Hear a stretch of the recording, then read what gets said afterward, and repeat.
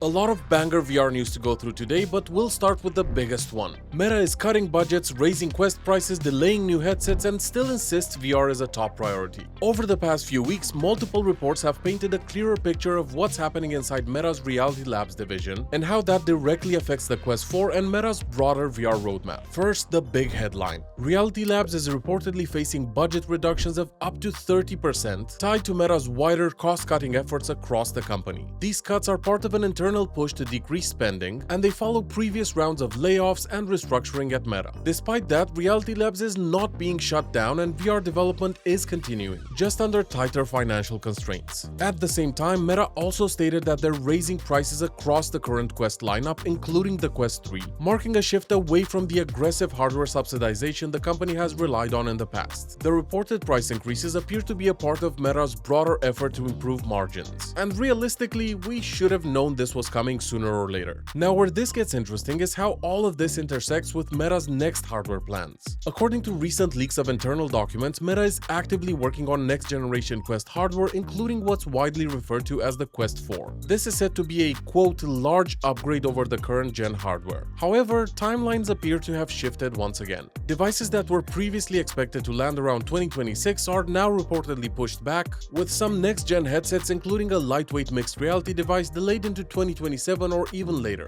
One specific example is Meta's ultra-light headset project, codenamed Puffin, which was expected to rely on a separate compute puck. That device has now reportedly been delayed from 2026 to early 2027, meaning we could get both Puffin and the Quest 4 in 2027 and no new VR hardware in 2026, which is unfortunate. Now, publicly, Meta's leadership is holding a firm line that VR is still important to them. Meta's CEO Andrew Bosworth has stated that the company's commitment to VR has not wavered, emphasizing that VR hardware and immersive experiences remain core to Meta's long-term strategy, despite restructuring, delays, budget reductions, and now the higher headset prices. So it seems Meta is still slowly gearing up towards an impressive new lineup of products, but they want to ensure they're a big upgrade and are taking their time with development. While I wish we could see a Quest 4 sooner, I'm personally okay with the delay as long as it's a significant step up when it does eventually come out. We've got so much more to go through, including Meta poaching Apple executives, massive changes coming to the Quest user interface, and a lot more, so let's keep things going. But before we move on, if you love both action and puzzle games in VR, I Expect You to Die Pheonix Rising is a bundle that you should definitely consider, and the developers at Shell Games are kindly sponsoring this segment. If you somehow haven't heard of it, I Expect You to Die is an escape room style series where you play as an elite secret agent solving clever puzzles, outsmarting traps, and trying not to get blown up, poisoned, or otherwise taken out by villainous masterminds. It's one of VR's most beloved franchises because it blends humor, creativity, and genuinely fun mechanics in every mission. This is one of those series I recommend to people all the time because it's fun, full of humor, and gets your adrenaline pumping and your brain thinking.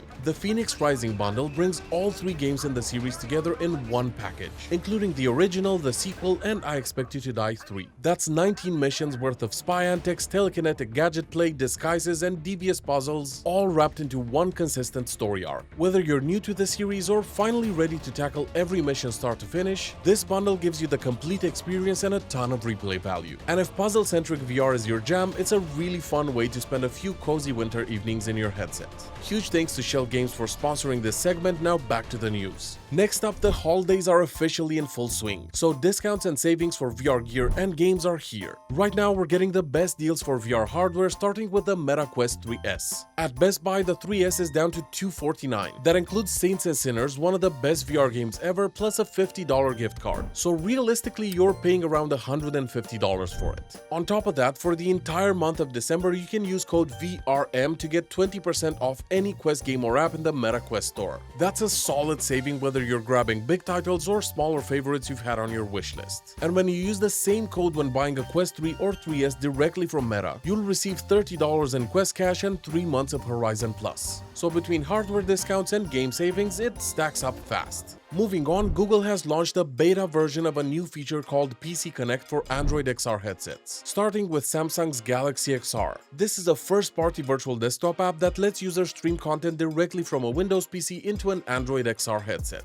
With PC Connect, you can bring your full desktop, individual apps, or even games from a Windows machine into your XR headset. It works over Wi-Fi, and you can use a keyboard, mouse, or controller to interact with the PC content right inside your headset's immersive view. This aims to expand Android XR beyond standalone VR content into productivity and traditional desktop workflows, as well as, of course, PC gaming. PC Connect is rolling out as a beta feature for Android XR, meaning it's available now but still in early testing, with improvements likely ahead. This feature was announced as part of a broader Android XR update showcased at the Android Show XR Edition, Google's developer-focused livestream that highlights new tools, OS features, and platform news. Alongside PC Connect, the update also introduced features like Travel Mode, which keeps virtual displays stable even when you're on the move, and Likeness, a beta system for creating more lifelike digital representations for video calls. This is Google's answer to virtual desktop features we've had on Quest for years, but now built directly into Android XR. And Disney Plus has officially launched a native app for Meta Quest headsets, bringing a proper first-party Disney Plus experience to VR instead of relying on the web browser. The Quest Disney Plus app supports high-quality video streaming with playback available at higher bitrates than the browser version, helping increase visuals. One of the biggest additions is offline downloads. Quest users can now download movies and shows directly to the headset and watch them without an internet connection, a feature that wasn't possible through the browser and is especially useful for travel. For audio, the app supports Dolby Atmos on supported titles for Disney Plus premium subscribers, enabling more immersive spatial sound through headphones. Sadly, the Disney Plus app does not support 3D movie playback, which will definitely disappoint some VR fans, myself included. It also doesn't include the themed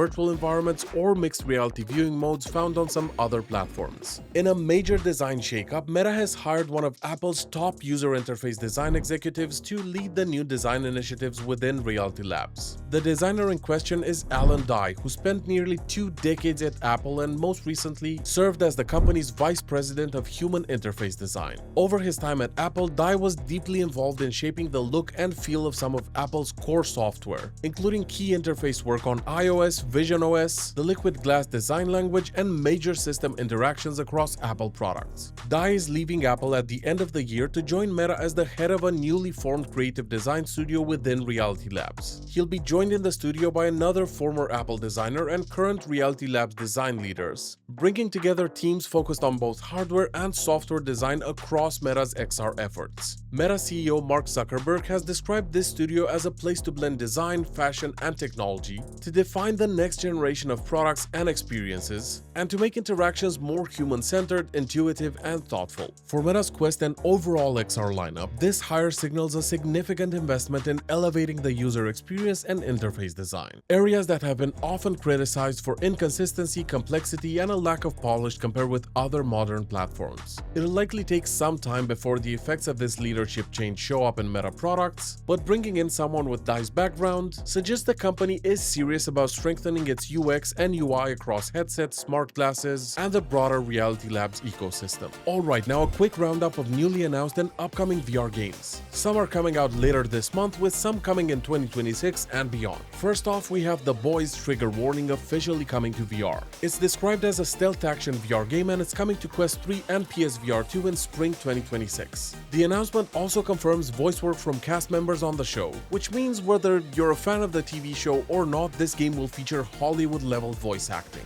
Next, another huge franchise landing in VR. Teenage Mutant Ninja Turtles Empire City is on the way in 2026, and it's positioned as a first-person action-adventure that supports solo play or 4-player co-op. It's also being framed around the idea of the Turtles' lair as a hangout space, not just a menu, like an actual place you can exist in with friends in between missions. They've just released the first gameplay trailer recently, which is what you've been seeing on screen so far. And if you want a late December one that's already locked in, Street Gods is set for December 18th on Quest 3. It's an action roguelite with physics-driven combat, and you're literally swinging around Mjolnir while trying to survive a collapsing version of New York City. Next, Into the Radius 2 is currently listed for early 2026 for the full release, and the early access has already been a fan favorite, so I'm really looking forward to this one. So yeah, if it feels like VR is getting way more comfortable pulling in big recognizable franchises lately, it's because it is. I've got a lot more VR coverage coming this month, including deep dive reviews and hardware breakdowns you won't want to miss. So make sure to subscribe and give this video a thumbs up if you enjoyed it. I'll catch you soon. Cheers guys!